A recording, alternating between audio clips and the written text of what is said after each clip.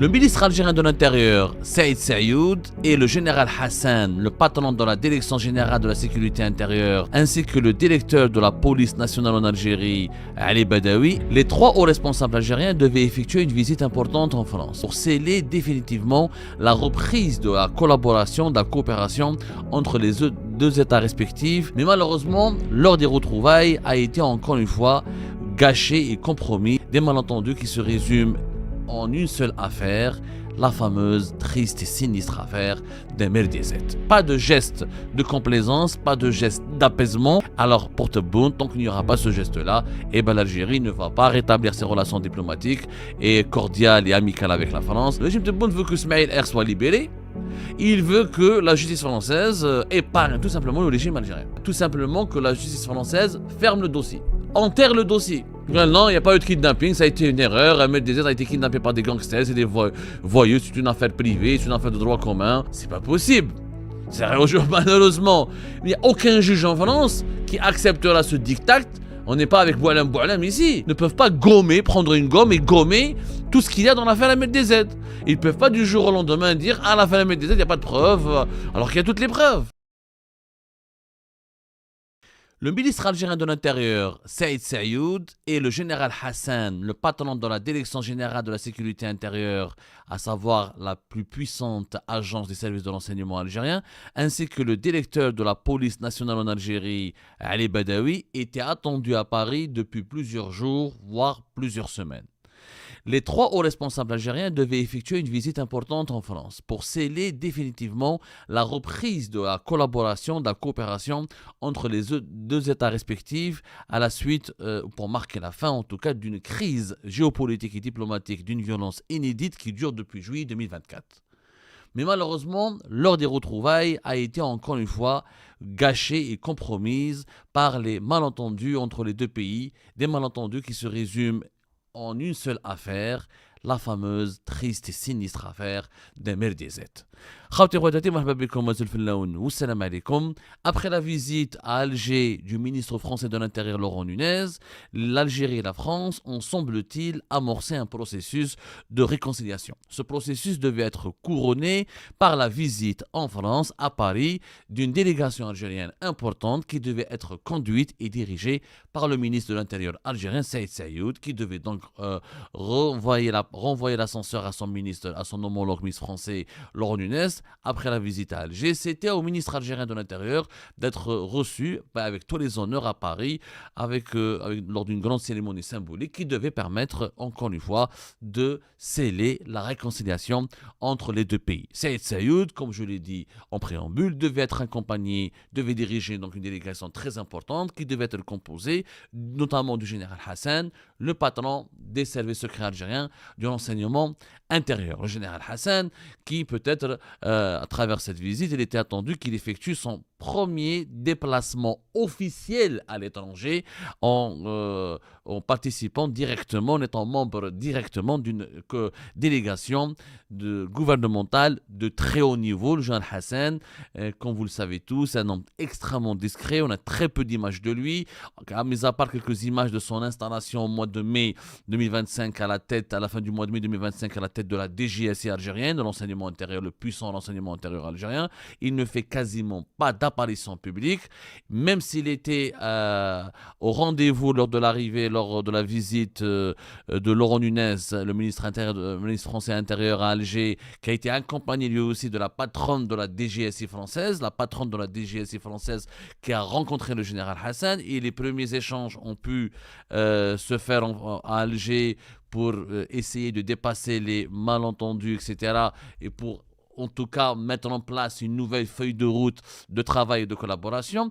Je rappelle qu'effectivement, Céline Anne Berton, qui est la patronne de la DGSI française, le renseignement intérieur français, a bel et bien accompagné Laurent Nunez à Alger. Donc, général Hassan devait venir à Paris pour être reçu à son tour par Céline Anne Berton et pour mettre en place la nouvelle plateforme de collaboration des deux pays. Ali Badawi, le patron de la police algérienne, devait lui aussi accompagner Saïd Saïoud à Paris pour rencontrer à son tour le patron de la police française afin d'échanger ensemble sur les différentes possibilités de dépasser dépasser l'ensemble des malentendus et de relancer ou se remobiliser autour des dossiers qui étaient gelés dans la coopération policière entre les deux pays à cause de la crise politique et diplomatique qui a paralysé tous les échanges et les pourparlers entre les deux États. Cette visite de Saïd Saïoud et de sa délégation algérienne importante, pour le moment, elle ne s'est pas du tout concrétisée. Aucune date n'a été fixée, aucun agenda n'a été encore déterminé. Et selon nos investigations, ce projet d'une visite importante de Saïd Saïoud, accompagné de Ali Badawi et du général Hassan à Paris, a tout simplement été gelé. Pourquoi ? Parce que malheureusement, il y a deux dossiers en particulier qui continuent de constituer un irritant entre l'Algérie et la France. Il s'agit du maintien en détention en France d'un agent consulaire algérien du consulat d'Algérie à Créteil, soupçonné d'être impliqué dans la tentative de kidnapping, de séquestration, d'assassinat d'Amir DZ.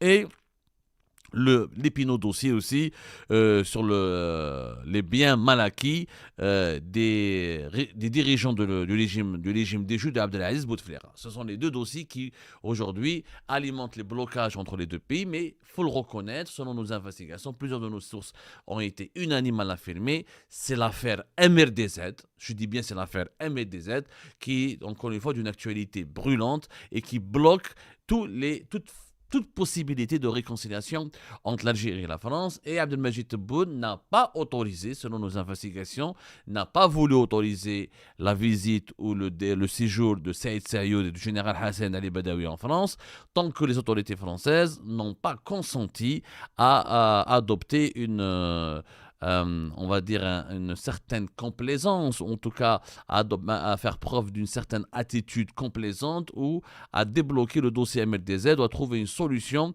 pour enterrer le dossier MRDZ ou pour mettre fin aux poursuites judiciaires ou pour atténuer les charges très violentes qui pèsent contre des dirigeants algériens. C'était dans l'affaire MRDZ. Pas de geste de complaisance, pas de geste d'apaisement, pas de geste de conciliation de la part de la France dans ce dossier MLDZ. Alors, pour Tebboune, tant qu'il n'y aura pas ce geste-là, l'Algérie ne va pas rétablir ses relations diplomatiques et cordiales et amicales avec la France. Il n'y aura aucun officiel algérien qui sera autorisé à rendre visite à Paris, à rendre visite à des homologues français à Paris ou à traiter ou à parler avec des interlocuteurs français ou à effectuer une visite de travail ou une visite de courtoisie en France. La situation demeure donc dans l'impasse. Les relations entre les deux pays sont encore une fois gelées et pourtant cette visite de Saïd Saïoud et de Ali Badawi et du général Hassan à Paris était censée être le déclic qui devait donc tout rétablir, ou en tout cas officialiser le lancement de ce processus de réconciliation entre Alger et Paris. Il faut savoir qu'entre Saïd Saïoud et Laurent Nunez, le ministre français de l'Intérieur, le feeling s'est bien passé, les rapports ont été extrêmement chaleureux, les deux hommes ont accepté de travailler ensemble avec beaucoup de sincérité et beaucoup de franchise. Il y a eu une entente quasi parfaite qui s'est installée. Laurent Nunez est très apprécié par les autorités algériennes. Sa visite au mois de février dernier, entre le 16 et le 17 février 2020, a été couronné de succès. Il a été reçu par Abdelmajid Tebboune. Il s'est entretenu longuement avec Saïd Saïoud et plusieurs dirigeants importants de certains secteurs clés en Algérie, comme la sécurité intérieure, comme la police, etc. La coopération migratoire, la coopération sécuritaire, dans le cadre notamment des dossiers de la lutte contre le narcotrafic, la lutte contre le terrorisme, la lutte contre l'immigration clandestine. Des engagements communs ont été pris, ont été décidés. Les deux États ont accepté de mettre de côté leurs divergences et leurs tensions diplomatiques pour se reconcentrer autour des enjeux sécuritaires et des enjeux migratoires qui relèvent de la sécurité nationale des deux pays, notamment la lutte contre le narcotrafic, parce que la France est exposée à une grande menace de narcotrafic au sein de la communauté algérienne et maghrébine. Et certains de ces têtes pensantes du narcotrafic se réfugient régulièrement en Algérie, pensant échapper aux poursuites judiciaires, aux arrestations, aux enquêtes enquêtes sécuritaires, sans l'aide et la contribution de la justice algérienne et de la police algérienne, il est périlleux pour l'État français ou pour les services de sécurité français ou pour la justice française de démanteler efficacement ces réseaux de narcotrafic qui imposent leur diktat et qui instaurent la terreur dans les quartiers populaires de plusieurs grandes villes françaises. Concernant le volet migratoire, il est évident aujourd'hui que la communauté algérienne constitue la première communauté de migrants étrangers installés en France, que le nombre important de migrants algériens en situation irrégulière irrite et inquiète les autorités françaises, et sans la complicité ou la contribution ou une collaboration fructueuse et amicale et désengagée et très comment dirais-je, harmonieuse entre la France et l'Algérie, la France ne pourra jamais affronter ou gérer ce défi migratoire comme il se doit et avec des résultats escomptés. Donc la réconciliation entre l'Algérie et la France, c'est une nécessité stratégique ici en France. En tout cas, elle est considérée comme une nécessité stratégique. En Algérie, il en va de même. Pour l'Algérie, la France est un enjeu majeur. C'est le pays dans lequel il y a 20 consulats. C'est le pays parmi les 4 et 5 partenaires économiques les plus importants de l'Algérie. C'est des échanges économiques sans plusieurs milliards d'euros. La France est un client important du gaz et des hydrocarbures en Algérie. Le nombre de vols, les rapports humains, la démographie importante de la communauté algérienne. Il y a quand même plus de 5 millions de personnes qui font des va-et-vient régulièrement chaque année entre l'Algérie et la France. Donc, il y a l'intensité des rapports humains et des rapports économiques et l'importance des intérêts fait en sorte que pour l'Algérie, la France n'est pas un simple partenaire, c'est un interlocuteur privilégié, c'est un interlocuteur privilégié, voire prioritaire. Mais malheureusement, pour le régime Tebboune, il n'est pas question d'acter une quelconque réconciliation sans résoudre le problème AMER-DZ. L'AMER-DZ est un problème sérieux. Selon nos investigations, quand Laurent Nunez était à Alger, lorsqu'il a rencontré Saïd Saïoud, lorsqu'il a rencontré Abdelmajid Tebboune et un certain nombre d'autres dirigeants algériens, tous les dirigeants algériens lui ont parlé de l'affaire AMER-DZ. Laurent Nunez a promis d'en parler à Emmanuel Macron. Il a même promis d'en parler à son collègue, le ministre de la Justice. Sauf que Laurent Nunez, comme tous les interlocuteurs français qui sont approchés par les dirigeants algériens, il ne cesse d'expliquer que en France, à ses interlocuteurs algériens, en tout cas, il ne cesse de leur expliquer avec le maximum de pédagogie qu'en France, la justice, elle est indépendante. Que le parquet national antiterroriste, c'est vrai que c'est du parquet, c'est vrai qu'il a un lien avec le ministère de la Justice, mais le parquet en France, il est indépendant. Que la justice française, il y a une plainte qui a été déposée, qu'il y a eu des investigations, qu'il y a des preuves matérielles, il y a des traces écrites, il y a des témoignages, qu'il y a les membres de gang, les gangsters, donc les membres du gang qui ont orchestré la séquestration, l'enlèvement et l'entreprise terroriste, parce qu'en France, l'affaire AMER-DZ, elle a été qualifiée d'entreprise terroriste. Pourquoi d'entreprise terroriste? Puisque les investigations menées par les services de renseignement français et par les juges français ont abouti à des constatations affirmant que les services secrets algériens, à travers des diplomates algériens établis en France, comme le vice-consul du consulat d'Algérie à Créteil, comme l'agent du consulat d'Algérie à Créteil, comme l'ancien premier secrétaire de l'ambassade d'Algérie en France à Paris, sont tous impliqués jusqu'au cou dans l'affaire AMER-DZ. Je rappelle que nous avons réalisé plusieurs émissions concernant l'affaire AMER-DZ et que nous n'avons pas cessé de vous dire et de vous expliquer et d'affirmer que entre les deux pays, entre l'Algérie et la France, il n'est pas possible de se réconcilier. Il n'est pas possible de sortir de l'impasse de la rupture tant que l'affaire AMER-DZ n'a pas été résolue. Ce n'est pas possible, tout simplement. Abdelmajid Tebboune, pour lui, c'est une question d'honneur. Et d'ailleurs, on le comprend, c'est une question même de survie, étant donné qu'il est quasiment personnellement impliqué. Quand je dis personnellement impliqué, dans le dossier judiciaire français, il n'est pas cité parmi les accusés. Mais nous avons, comme nous l'avons rappelé dans nos précédentes émissions, nous avons réalisé une dizaine d'émissions s'agissant de l'affaire AMER-DZ. Il n'y a pas uniquement un simple Smaïl R qui est emprisonné depuis le mois d'avril 2025, qui est un simple agent, un adjudant-chef, qui est un simple agent des services, un petit agent des services secrets algériens. Il n'y a pas que Salah ad-Din Selloum, l'ancien premier secrétaire de l'ambassade de France. Il n'y a pas que Houssam Eddine Bouaziz, l'ancien vice-consul d'Algérie à Créteil. Dans ce dossier, 3 hauts responsables des services secrets algériens sont quand même cités. Il y en a même qui ont été convoqués. Le général Mohamed Jebbar, par exemple, l'ancien patron de la DDSE, le service de l'enseignement extérieur algérien. Le général Fethi Moussaoui, qui était à l'époque, au moment des faits de l'affaire MDZ, patron du bureau de sécurité de l'ambassade d'Algérie à Paris, et qui citait nommément dans le dossier MDZ. Il y a d'autres hauts responsables qui sont cités dans l'affaire MDZ. Et la justice française, ou elle doit les convoquer, ou elle doit les interroger, ou elle doit leur parler. Maintenant, cette affaire, elle est devenue une bombe à retardement. Et surtout un cadeau empoisonné pour la justice française, parce que les juges français sont indépendants, même si les juges français ont envie d'être complaisants ou de liquider, d'expédier le dossier, ils sont confrontés à des preuves matérielles que la réalité ne peut pas démentir. Comment les juges français peuvent sauver la peau des dirigeants algériens alors qu'il y a des preuves matérielles? Il faut savoir que dans l'affaire MDZ, les services secrets algériens, notamment à travers les agents consulaires qui sont déployés sur le territoire français, ont laissé beaucoup de preuves, ils ont laissé beaucoup de traces derrière eux.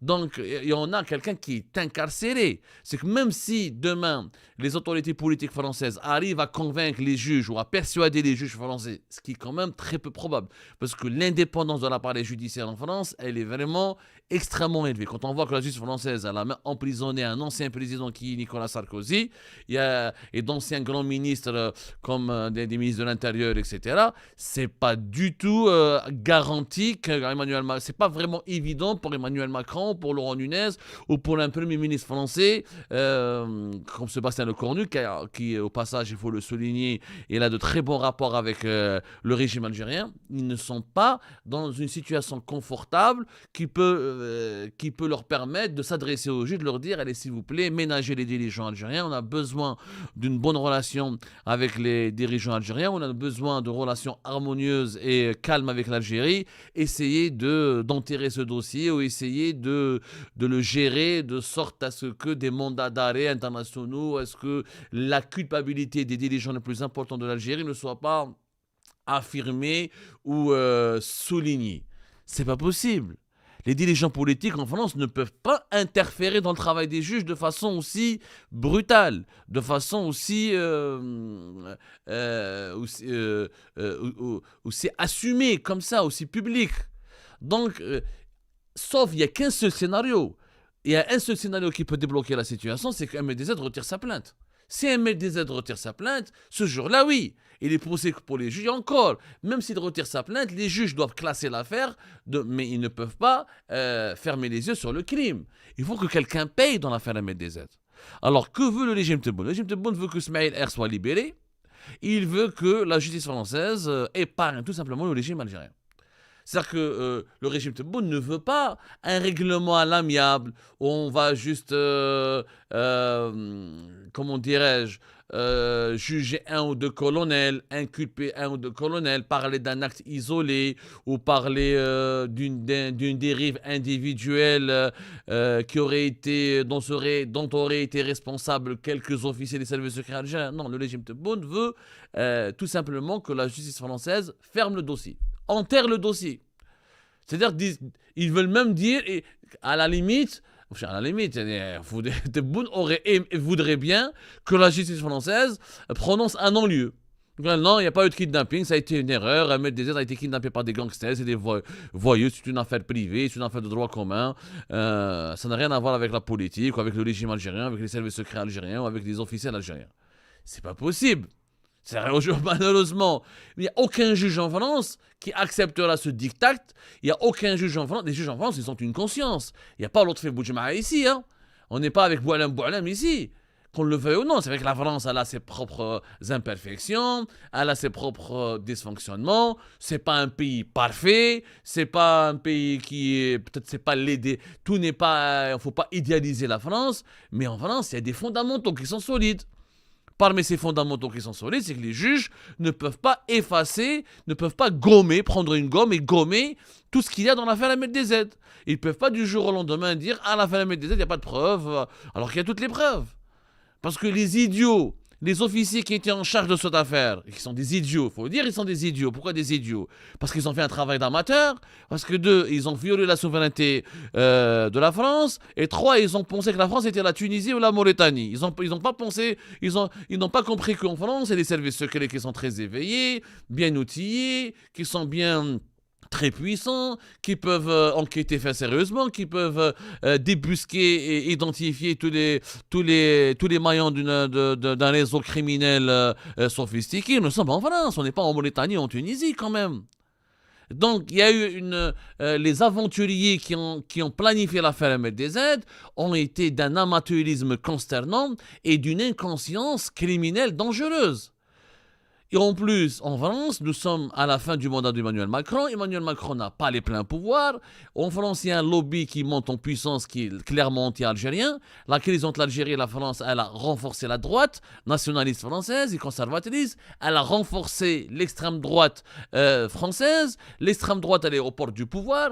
Comment voulez-vous qu'Emmanuel Macron, à la fin de son mandat, il va se permettre de faire pression sur les juges juste pour sauver ses relations avec Tebboune et le régime Tebboune avec l'Algérie, et demain quand il sera plus président, et quand on va lui réclamer des comptes, quand on va le juger pour trafic d'influence, on va pour des pressions exercées sur les juges, quand la machine judiciaire va se retourner contre lui, qui va le protéger? Tebboune va accorder l'asile à Emmanuel Macron. C'est pas possible, ça ne peut pas se passer comme ça. Le dossier MLDZ ne peut pas être caché dans les tiroirs, parce qu'il y a trop, encore une fois, c'est un dossier grave. Il ne s'agit pas d'une agression à main armée avec un pistolet ou d'une agression physique quelconque ou d'une simple atteinte à la vie privée. Il s'agit de kidnapping, séquestration, tentative d'assassinat en relation avec une entreprise terroriste, c'est-à-dire avec un gang qui a été payé par des officiels algériens, enroulé dans une affaire criminelle, en se constituant comme une association de malfaiteurs pour planifier sur le sol français, depuis l'Algérie via l'ambassade d'Algérie en France, une opération d'assassinat et de séquestration et de kidnapping avec l'objectif d'assassiner un opposant politique. Donc c'est un scandale d'État. On ne peut pas dissimuler un scandale d'État comme si on allait dissimuler des raisins dans un frigo. C'est pas possible. Or, le régime Tebboune ne comprend pas de cet angle-là. Il pense qu'Emmanuel Macron, Laurent Nunez et les dirigeants politiques français peuvent contraindre la justice française à revoir sa copie, à atténuer les charges, voire à libérer Smaïl R et à disculper les officiels algériens cités dans l'affaire MLDZ.